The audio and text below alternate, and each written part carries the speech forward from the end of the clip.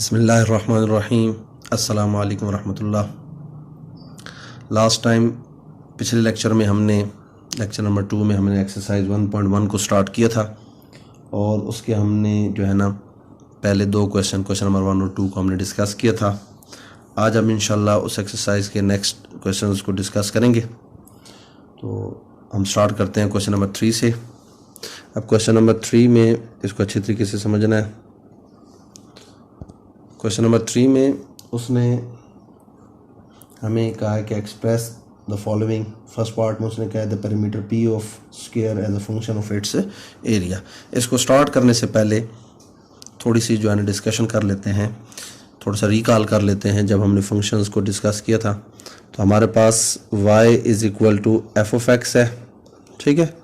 तो इसको हम क्या पढ़ते हैं, y is equal to F of X को y is a function of x, y is a function of x, ठीक है।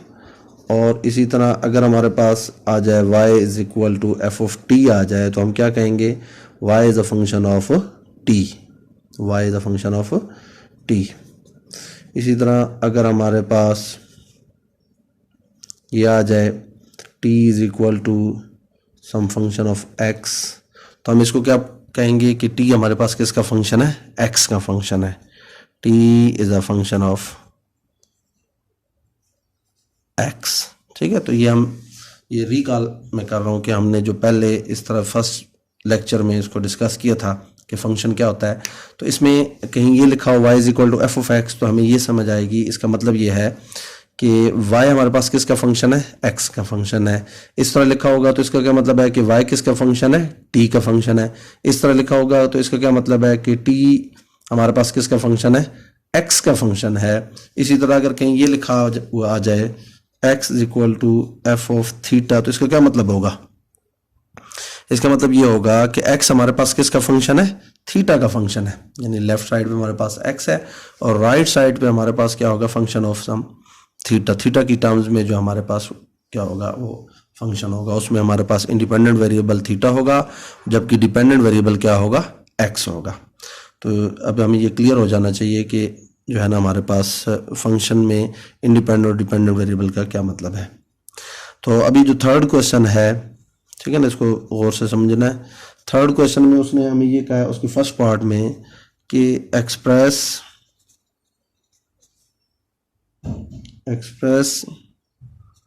The perimeter p of square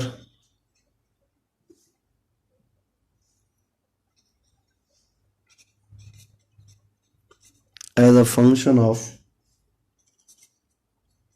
its area. इसको अच्छे तरीके से समझना है कि हमने पेरीमीटर को किसका फंक्शन बनाना है, एरिया का फंक्शन बनाना है। जिधर इधर x किसका फंक्शन है, थीटा का। t किसका फंक्शन है, इस जो ये जो हमने लिखा है t किसका फंक्शन है, x का फंक्शन है। इसमें y किसका फंक्शन है, t का फंक्शन है। तो इस क्वेश्चन में हमने पेरीमीटर को फंक्शन बनाना है किसका, एरिया का फंक्शन बनाना है। और पेरीमीटर किसका, स्क्वायर का, ठीक है ना। Express the perimeter p of a square as a function of its area. तो हम सबसे पहले पेरीमीटर निकालेंगे, स्क्वायर का पेरीमीटर निकालेंगे, फिर उसका एरिया निकालेंगे, फिर हम पेरीमीटर को इन टर्म्स ऑफ एरिया क्या कर देंगे, हम डिफाइन कर लेंगे, यानी हमारे पास हम फाइंड आउट कर लेंगे। तो स्क्वायर क्या होता है, स्क्वायर आपको पता है कि स्क्वायर हमारे पास ऐसा क्वाड्रिलेटरल होता है जिसकी चारों साइड्स इक्वल हों और 90 के एंगल पे भी होती हैं। तो ये हमारे पास एक स्क्वायर है, ठीक है ना। यानी स्क्वायर की चारों साइड्स की जो लेंथ होती है वो क्या होती है, सेम होती है, ठीक है। अगर ये x है, लेंथ ये भी x होगी, ये भी x होगी और ये भी x होगी। तो हम सबसे पहले पेरीमीटर फाइंड आउट करते हैं। पेरीमीटर क्या होगा, पेरीमीटर इसको p से हम शो करेंगे, p लिखेंगे। और ये पेरीमीटर क्या होता है, पेरीमीटर होता है sum of all sides of the square, sum of sides, sum of sides length, ठीक है ना। साइड्स की लेंथ का जो सम होगा, तो इधर देखें इसकी जो लेंथ है वो क्या होगी, x प्लस x और प्लस x, ठीक है ना। 4 साइड्स हैं तो 4 टाइम्स x है, तो ये हमारे पास क्या आ जाएगा, 4x आ जाएगा, तो पेरीमीटर हमारे पास क्या आ गया 4x, इसको हम इक्वेशन नंबर 1 कह देंगे। इसी तरह अब और हमें क्या चाहिए, एरिया चाहिए, ठीक है। तो एरिया किसके इक्वल होता है, आपको पता है कि एरिया हमारे पास लेंथ इनटू विड्थ होता है, ठीक है, length cross width.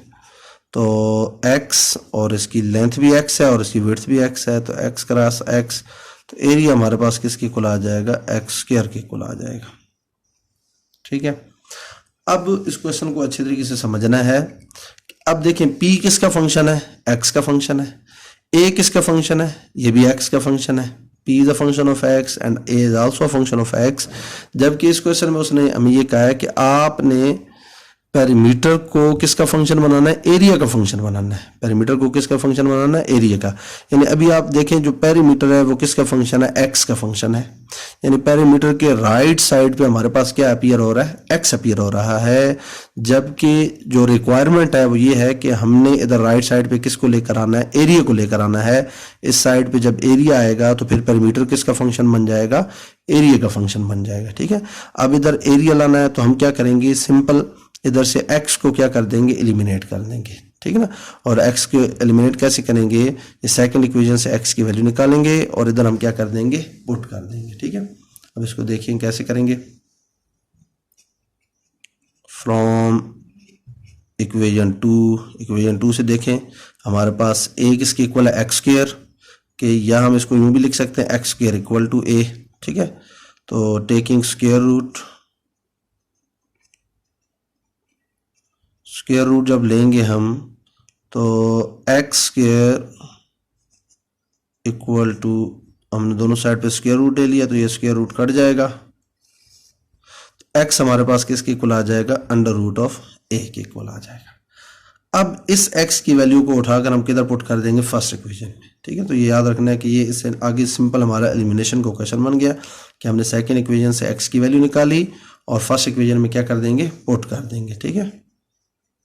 Put in equation 1, तो 1 में पुट करें तो p इज इक्वल टू हमारे पास क्या आ जाएगा 4 और x की जगह ये वैल्यू पुट कर देंगे तो 4 अंडर रूट ऑफ क्या आ जाएगा, a आ जाएगा। तो ये हमारा क्या आ जाएगा, आंसर आ जाएगा। तो अब देखें कि पहले हमारे पास p किसका फंक्शन था, x का फंक्शन था, और a भी किसका फंक्शन था, x का फंक्शन था। जबकि उस क्वेश्चन में उसने क्या कहा है कि हमने करना क्या है कि पेरीमीटर p को क्या करना है, as a function of its area a, ठीक है ना। तो पेरीमीटर p को हमने एरिया का फंक्शन बनाना था, तो हमने p में जो x आ रहा है राइट साइड पे, इसको हमने एलिमिनेट कर दिया, तो हमारे पास राइट साइड पे क्या आ गया, a आ गया।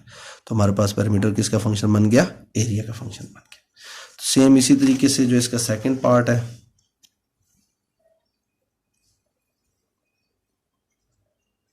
सेकंड पार्ट में वो ये कह रहा है express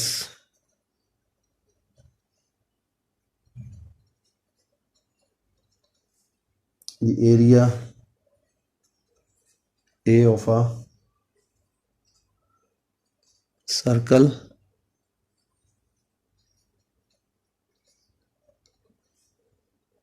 as a function of its circumference, ठीक है। जिस तरह लास्ट क्वेश्चन में हमने पेरीमीटर को किसका फंक्शन बनाया था, एरिया का फंक्शन बनाया था। अब इधर हमने एरिया को किसका फंक्शन बनाना है, सरकमफ्रेंस का फंक्शन बनाना है, ठीक है। और एरिया किसका है, सर्कल का है, ठीक है। तो ये अब आप, तो इसका मतलब है कि पहले जैसा हमने लास्ट क्वेश्चन में किया था, क्या करेंगे, एरिया निकालेंगे, सरकमफ्रेंस निकालेंगे, फिर हम एरिया को किसका फंक्शन बना देंगे, एरिया को ले आएंगे इन टर्म्स ऑफ सरकमफ्रेंस। तो अगर ये एक सर्कल है जिसका रेडियस r हो तो एरिया हमारे पास क्या होता है, एरिया ऑफ सर्कल, इसका जो फार्मूला है इसको हम a से लिखते हैं, a is equal to pi r square, ठीक है ना। तो एरिया की क्या फार्मूला है, पाई r स्क्वायर, यानी a हमारे पास क्या आ जाएगा, पाई r स्क्वायर। तो ये हमारे पास फर्स्ट इक्वेशन आ गई। और जो सरकमफ्रेंस ऑफ सर्कल उसको हम c से शो करते हैं, तो c हमारे पास क्या है, 2 पाई r, ये सरकमफ्रेंस का फार्मूला है, ठीक है ना। तो c हमारे पास क्या आ जाएगा, 2 पाई r। तो अभी देखें एरिया किसका फंक्शन है, r का फंक्शन है, और सरकमफ्रेंस भी किसका फंक्शन है, आर का फंक्शन है। जबकि इस क्वेश्चन में उसने हमें ये कहा है कि एरिया को आपने किसका फंक्शन बनाना है, सरकमफ्रेंस का फंक्शन बनाना है। जैसे मतलब है कि एरिया की जो राइट साइड पे हमारे पास आर आ रहा है, इसको हम क्या कर देंगे, एलिमिनेट कर देंगे उसी तरीके से जिस तरीके से हमने इसके ए पार्ट में किया था। तो हम क्या करेंगे, सेकंड इक्वेशन से आर की वैल्यू निकालेंगे और उसको किस में पुट कर देंगे, फर्स्ट इक्वेशन में पुट कर देंगे। ठीक है, सेम जिस तरह लास्ट क्वेश्चन में किया था। फ्रॉम इक्वेशन 2, तो इक्वेशन 2 से हम c is equal to pi R है, या हम इसको यूं भी लिख सकते हैं 2 pi r is equal to c, या r हमारे पास किसके इक्वल आ जाएगा, c ओवर 2 पाई। अब इस r की वैल्यू को हम किस में पुट कर देंगे, 1 में। Put r is equal to c over 2 pi in equation 1, तो a हमारे पास आ जाएगा पाई, r की जगह आ जाएगा c ओवर 2 पाई, r स्क्वायर है तो c ओवर 2 पाई का होल स्क्वायर। तो ये पाई एज इट इज, ये ऊपर स्क्वायर अप्लाई करेंगे तो c स्क्वायर, 2 का स्क्वायर क्या हो जाएगा 4 पाई स्क्वायर, एक पाई नीचे स्क्वायर से कट जाएगा, तो a हमारे पास किसकी इक्वल आएगा, c स्क्वायर ओवर 4 पाई। तो देखें पहले अब हमारे पास a किसका फंक्शन था, r का, अब a किसका फंक्शन आ गया, हमारे पास c का फंक्शन आ गया, जो कि हमारे पास क्वेश्चन की स्टेटमेंट में था क्या कि हमने एरिया को किसका फंक्शन बनाना है, सरकमफ्रेंस का। तो ये हमारे पास क्या आ जाएगा, आंसर आ जाएगा।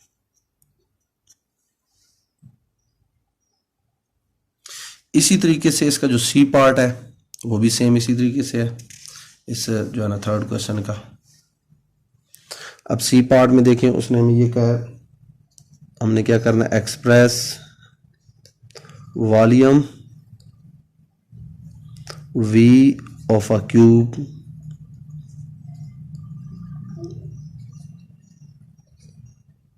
as a function of the area A of its base। ठीक है ना। तो अब हमारे पास एक क्यूब है, उसके वॉल्यूम को हमने उसकी बेस के एरिया का फंक्शन बनाना है। ठीक है, तो क्यूब किस तरह का होता है, क्यूब आपने देखा होगा, ये जो क्यूबिक शेप का आपके पास ये जो डाई होता है, ठीक है ना, लूडो में जो खेलते हैं ना, उसमें जो डाई होता है जिसके ऊपर डॉट्स बने होते हैं, 1 डॉट 2 डॉट्स 3 डॉट्स 4 5 6 डॉट्स होते हैं। तो अब उसमें आप देखें कि उसके हर फेस की जो एरिया होता है वो क्या होता है, सेम होता है। तो ये हमारे पास एक क्यूब इस तरह का होता है।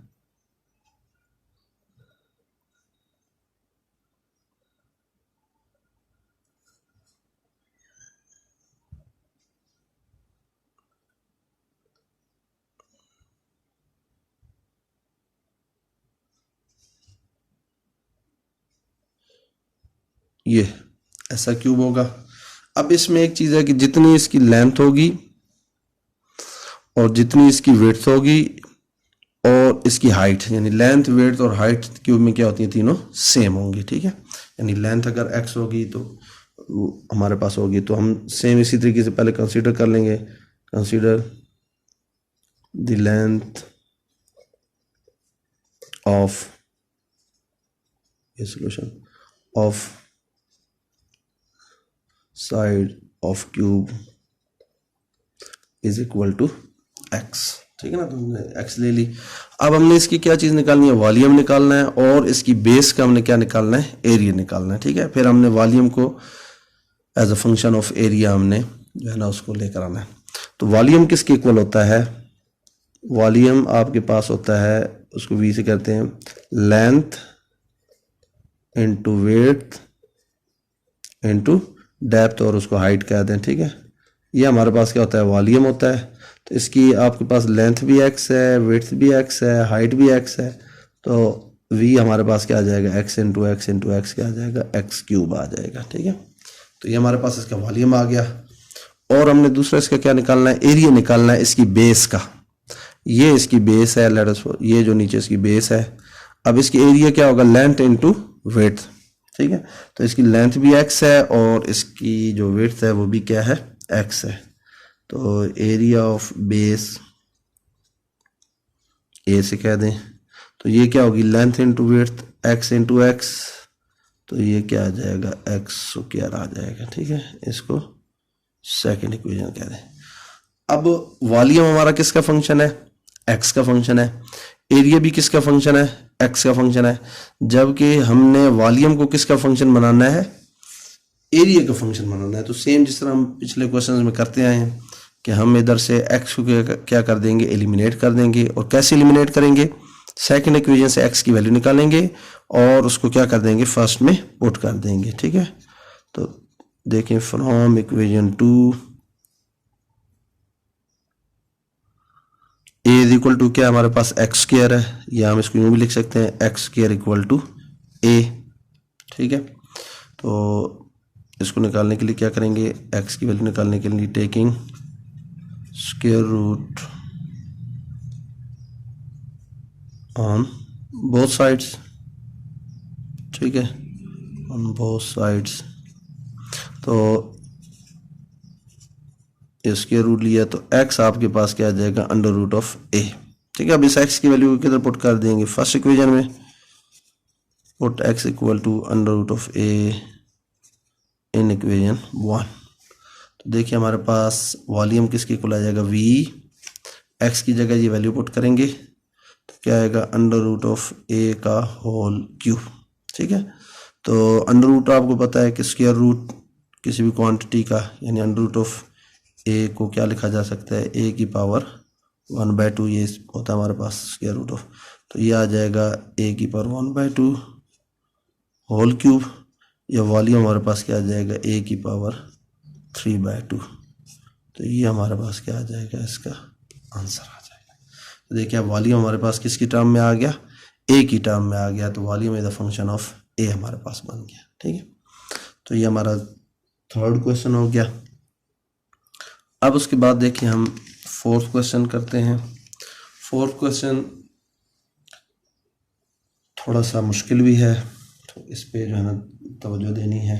ठीक है ना, कि इसमें ये डोमेन और रेंज, तो थोड़ा सा हम पहले लेक्चर में थोड़ा सा हमने टच किया था डोमेन और रेंज को। ठीक है, तो आज थोड़ा डिटेल से देखेंगे। तो मैंने पहले आपको बताया था कि डोमेन क्या होती है, डोमेन वो सेट ऑफ वैल्यूज़ होती हैं जो किसी फंक्शन में हम पुट कर सकते हैं। ठीक है, और रेंज क्या होती है कि जो डोमेन की जो सेट की वैल्यूज पुट करने से जो हमारे पास आंसर आता है वो हमारे पास क्या होता है, रेंज होता है। ठीक है, तो हमने फोर्थ क्वेश्चन में क्या करना है, फाइंड डोमेन एंड रेंज। ठीक है, तो हमने डोमेन और रेंज फाइंड करनी है ऑफ।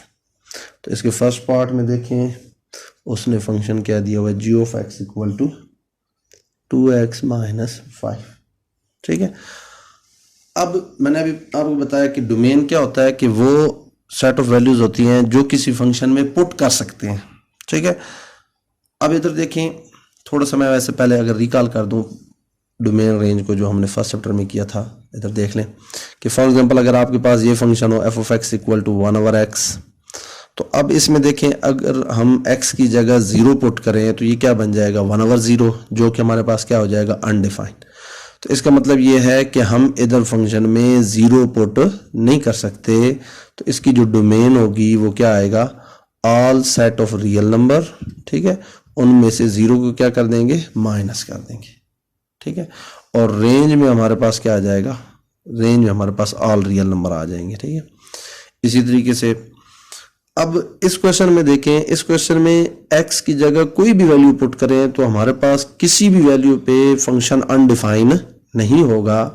तो इसका मतलब है कि हमारे पास जो डोमेन होगी वो क्या आ जाएगी, all set of real number, और रेंज भी इसी तरह हमारे पास क्या आ जाएगी, ऑल रियल नंबर। ठीक है, तो इस पहले क्वेश्चन की जो डोमेन है वो भी हमारे पास क्या है, आर है, सेट ऑफ रियल नंबर है, और रेंज भी हमारे पास क्या है, सेट ऑफ रियल नंबर। अब सेकंड पार्ट देखें, इसमें g of x equal to x square minus 4 है। अच्छा, अब इधर देखें,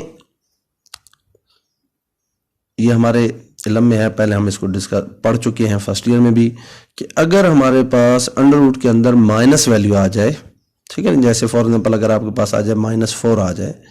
अब अंडर रूट के अंदर जब माइनस आएगा तो माइनस की आपको पता है कि माइनस अंडर रूट ऑफ -1 ये किसके इक्वल होता है, हमारे पास आयोटा के इक्वल होता है। तो 4 का रूट क्या आ जाएगा, 2, और ये क्या आ जाएगा, आयोटा।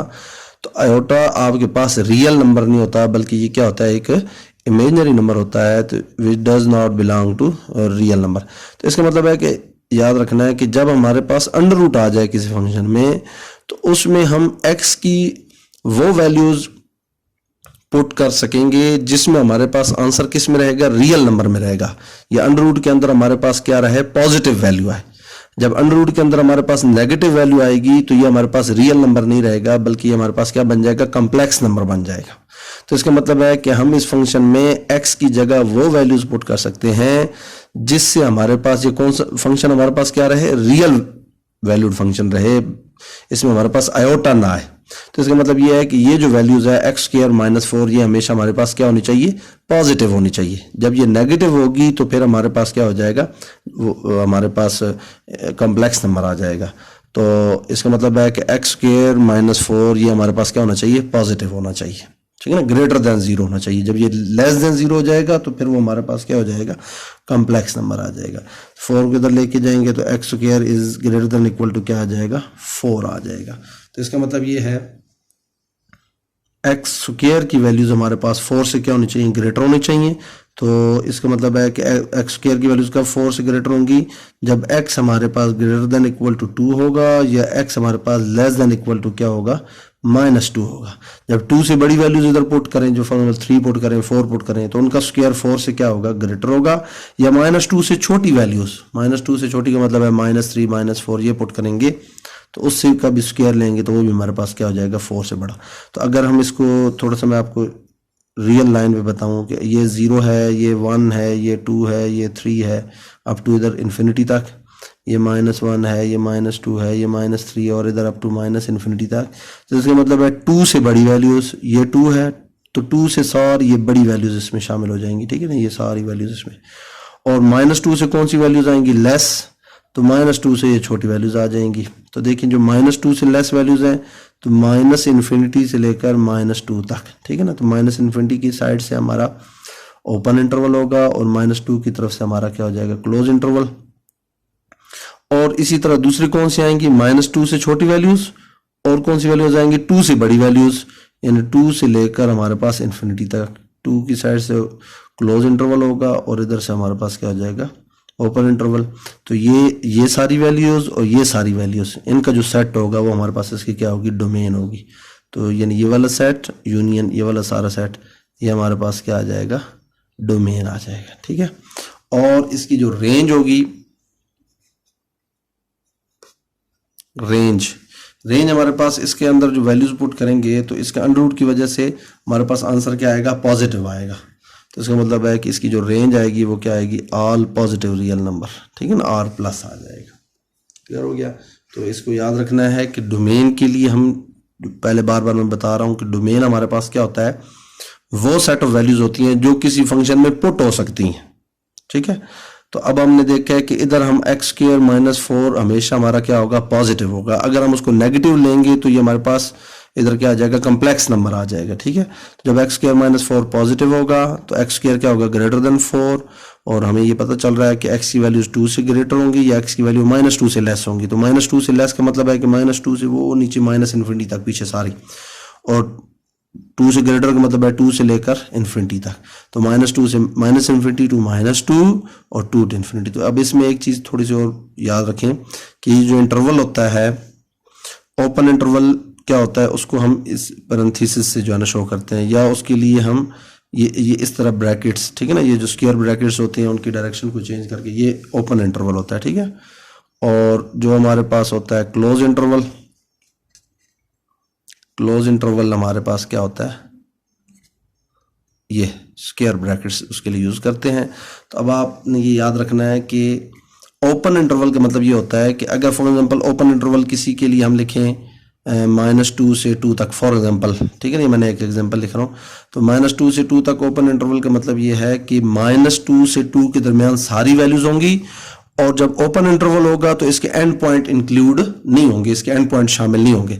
और अगर ये क्लोज इंटरवल होगा तो इसका मतलब ये है कि -2 से 2 के दरमियान सारी वैल्यूज होंगी और इसके जो एंड पॉइंट -2 और 2 ये भी शामिल होंगे। तो ओपन इंटरवल में एंड पॉइंट शामिल नहीं होते और क्लोज इंटरवल में एंड पॉइंट क्या होते हैं हमारे पास उसमें शामिल होते हैं।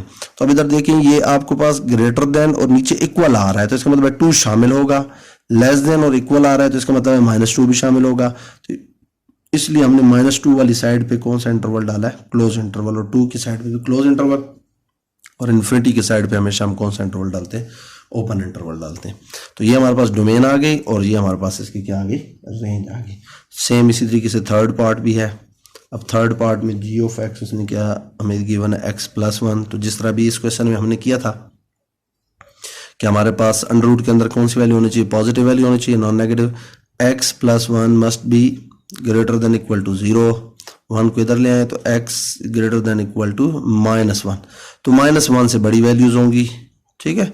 तो अगर हम इसको इस लाइन पे देखें, रियल लाइन पे, -1 -2 and up to so on, तो आप देखिए कि -1 ये है, इससे बड़ी वैल्यूज, तो इससे बड़ी ये सारी वैल्यूज इन्फिनिटी तक होंगी। तो इसका मतलब है कि डोमेन में हमारे पास क्या आ जाएगा, अब -1 की तरफ से हमारा -1 इसमें इंक्लूड है, तो -1 से लेकर इन्फिनिटी तक, और -1 की साइड पे हम क्लोज इंटरवल और इन्फिनिटी की साइड पे ओपन इंटरवल, ठीक है। ये हमारे पास क्या आ जाएगी डोमेन, और जो इसकी रेंज होगी, रेंज में हमारे पास क्या आ जाएगा उसी तरीके से आर पॉजिटिव रियल नंबर आ जाएगा, ठीक है। तो ये हमारे पास इसका थर्ड पार्ट हो गया। और इसी तरीके से इसका जो फोर्थ पार्ट है, फोर्थ पार्ट देख लें। अब फोर्थ पार्ट में जी ऑफ एक्स इक्वल टू क्या है, मॉड ऑफ x -3, ठीक है। अब आपको पता है कि मॉड में हम पॉजिटिव वैल्यूज भी पुट कर सकते हैं, नेगेटिव वैल्यूज भी पुट कर सकते हैं। और एक चीज़ हमें याद रखनी चाहिए कि जब नेगेटिव वैल्यू का एब्सोल्यूट वैल्यू लेते हैं, मॉड लेते हैं, तो हमारे पास क्या आ जाता है, पॉजिटिव वैल्यू, पॉजिटिव आंसर आ जाता है। फॉर एग्जाम्पल -2 का मॉड लेंगे तो हमारे पास क्या आ जाएगा, -2 का मॉड लेंगे तो वो क्या आ जाएगा, 2 आ जाएगा। और जब 2 का मॉड लेंगे तो वो तो 2 ही आएगा। तो इसका मतलब है कि जो मॉडुलस होता है, एब्सोल्यूट वैल्यू होती है, वो क्या करता है हमारे पास, ये ऐसा फंक्शन है कि इसमें अगर कोई नेगेटिव वैल्यू आ जाए, इसके जो है ना अंदर हमारे पास नेगेटिव वैल्यू पुट करेंगे तो हमारे पास उसको ये मॉडुलस, जो मॉड एब्सोल्यूट वैल्यू उसकी क्या आ जाएगी, +2 आ जाएगी। तो अब इधर देखिए हमारे पास मॉड है, तो इसमें हम पॉजिटिव वैल्यूज भी पुट कर सकते हैं और नेगेटिव वैल्यूज भी पुट कर सकते हैं। तो इसकी जो डोमेन होगी वो हमारे पास क्या आ जाएगी, ऑल रियल नंबर, जबकि इसकी हमारे पास जो रेंज होगी, और मॉड का आंसर हमेशा क्या आता है हमारे पास, पॉजिटिव आता है, तो लिहाजा इसकी जो रेंज होगी वो हमारे पास जस्ट कौन से नंबर आ जाएंगे, पॉजिटिव रियल नंबर आ जाएंगे। तो आज के लेक्चर में हमने जो है ना सबसे क्वेश्चन नंबर 3 और क्वेश्चन नंबर 4 के कुछ पार्ट्स हमने किए। क्वेश्चन नंबर 3 में हमने ये डिस्कस किया कि कैसे जो है ना फंक्शंस को किसी दूसरे वेरिएबल की फॉर्म में लिख सकते हैं, एक्सप्रेस कर सकते हैं। और क्वेश्चन नंबर 4 के कुछ पार्ट्स में हमने ये डिस्कस किया कि किसी फंक्शन की डोमेन और रेंज कैसे फाइंड आउट करते हैं। तो आज के लिए जो है ना हमारा ये लेक्चर है। तो आपने जो है ना इन क्वेश्चन को अच्छी तरीके से तैयार कर लेना। नेक्स्ट टाइम हम इंशाल्लाह आगे जो है ना 4th के रिमेनिंग पार्ट करेंगे और 5th को और 7 क्वेश्चन हम करेंगे। अस्सलाम वालेकुम रहमतुल्लाह।